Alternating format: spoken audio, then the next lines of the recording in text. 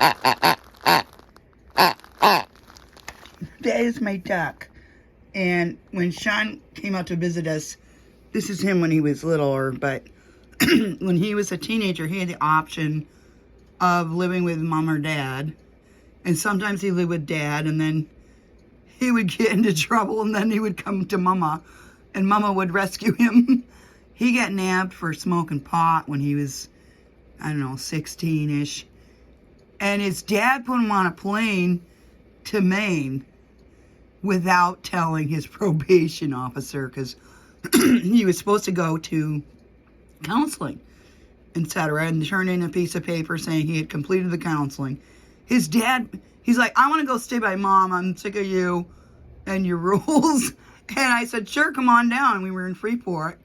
And he came out, and I found out he was on probation for pot. His dad never told me, because that's what his dad is about. His dad is a great fast talker and a good salesman, but not a great communicator. And I had this issue with Robert. I was wearing Robert's watch yesterday because it's a Timex and it takes a licking and keeps on ticking. I don't know.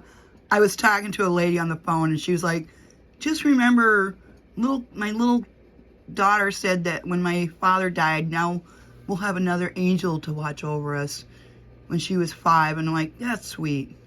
Because kids, kids are pure souls. And she was a very nice lady to listen to my troubles. And I'm like, oh, I'm sorry for yakking on. And she goes, no, you're good. It's all good. You're fine. And there's so many nice people in Maine that, I don't expect it, because I've had, I don't know, others in my life who have not been nice. And my friends in high school were like, Jennifer, you're so gullible. But my cousin Dave was 6'4". And when I was in high school in Dexter, he used to watch over me. Like, he had this girlfriend for a little while, and she got mad. She said, are you trying to steal my man? And Dave's like, this is my cousin. I'm not dating my cousin, man. And we used to go out cruising, and there was a guy named Jimmy who had some kind of like a Pontiac Firebird, and it had the flame thing on the front and everything. And one day he drove onto someone's lawn, and he wasn't drinking or nothing. He was just being silly. It was me and all these guys and my cousin Dave. And we used to just go out cruising, because that's the only thing to do in Dexter, Maine, is go cruising. And somebody took a jackknife, and Jimmy had long hair because it was in the 70s. And somebody took a jackknife and lopped off a chunk of Jimmy's hair. And then somebody took a piece of gum and stuck it on the hood of his Firebird as a hood ornament. And we thought that was the funniest thing in the world. We did. And there was this kid named Esta. His last name was Estabrook. Dave Estabrook up in Dexter. And we went to, somebody got married young, and the reception party was at, the Grange Hall. Grange meaning grange, meaning farm in French. And my great-grandfather, Paul Luby, and my grandmother, Ida Luby, used to play fiddle at dances and weddings at these Grange Halls up in that area in Dover, Foxcroft, Dexter area. Every morning I got to clear my pipes, so bear with me. So Esther and I were dancing to some.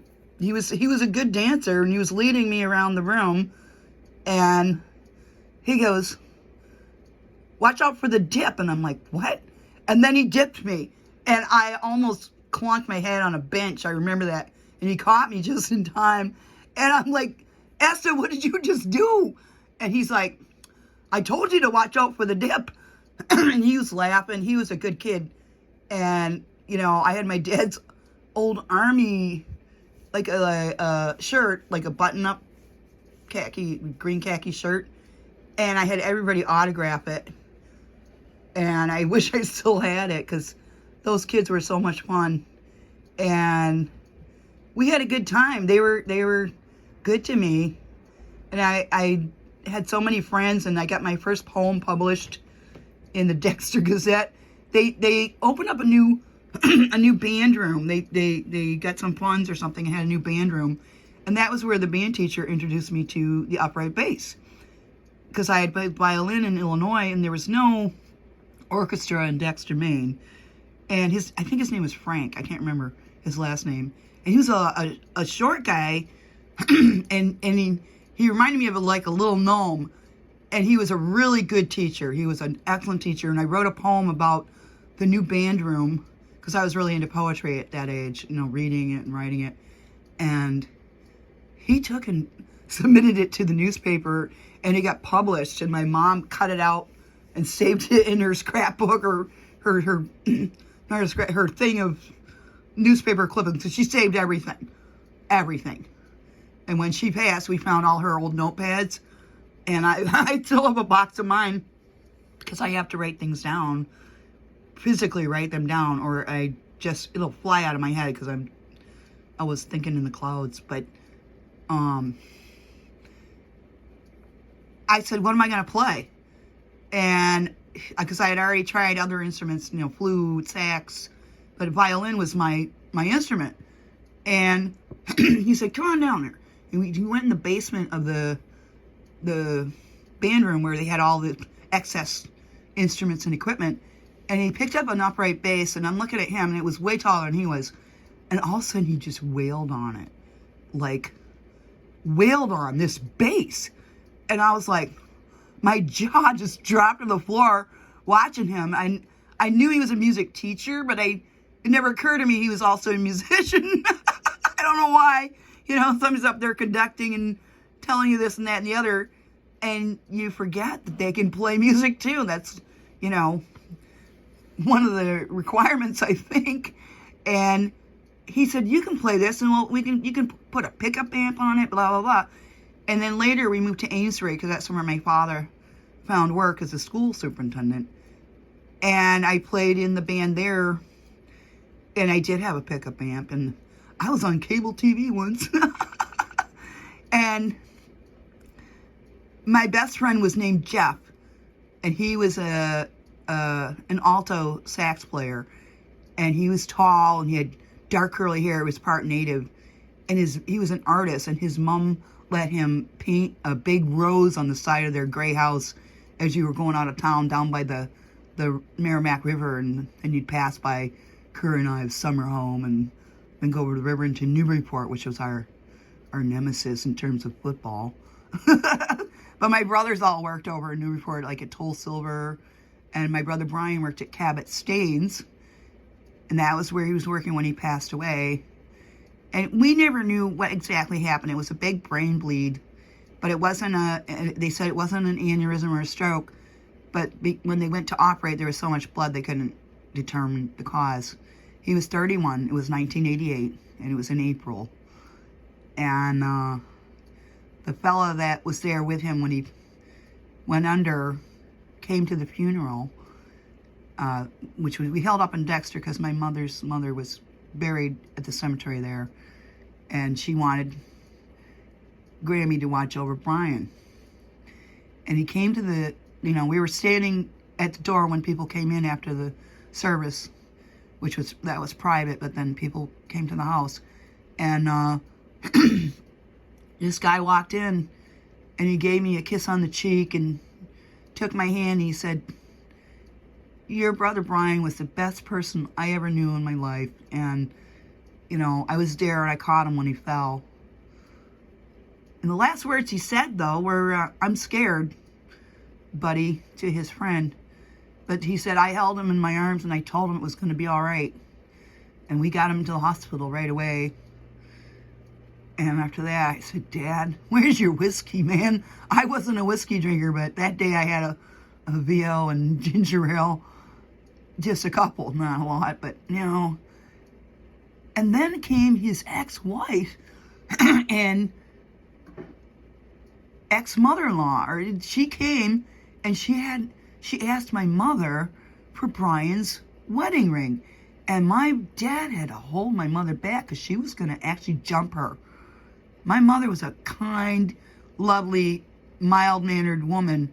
But when that happened, because she wanted Brian's life insurance money, and what happens when they get divorced, Brian signed whatever it was over to my dad, and I don't know the amount, and I'm not getting into that.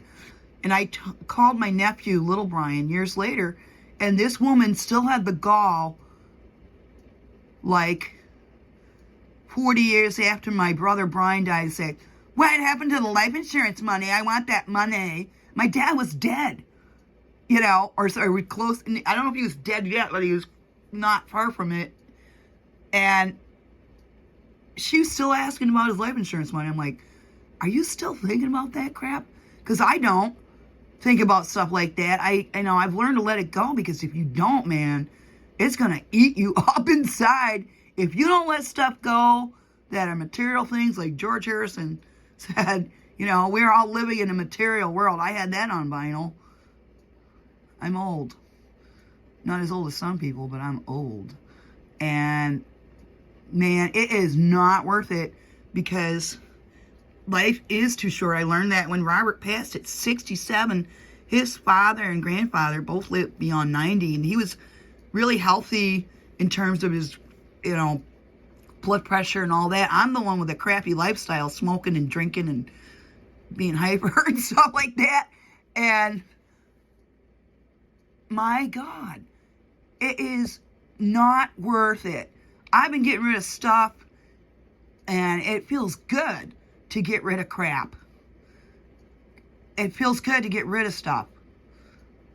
Because now I'm like, whatever, like, you know, I can always get another one of these things at a resale shop, because there's so much used goods in the world.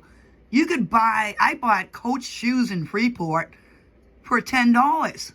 Kate Spade sunglasses for $5. Robert's Red Wing hiking boots, brand new, for $5.